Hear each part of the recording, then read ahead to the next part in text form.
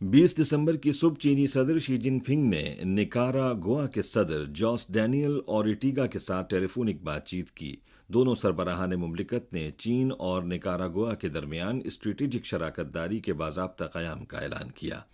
اس موقع پر شی جن پنگ نے کہا کہ 2 سال قبل صدر اورٹیگا اور نائب صدر موریلو نے دونوں ممالک کے درمیان سفارتی تعلقات بحال کرنے کا سیاسی فیصلہ کیا تھا اور تاریخ چین نکاراگوا تعلقات میں آپ کی اہم خدمات کو یاد رکھے گی۔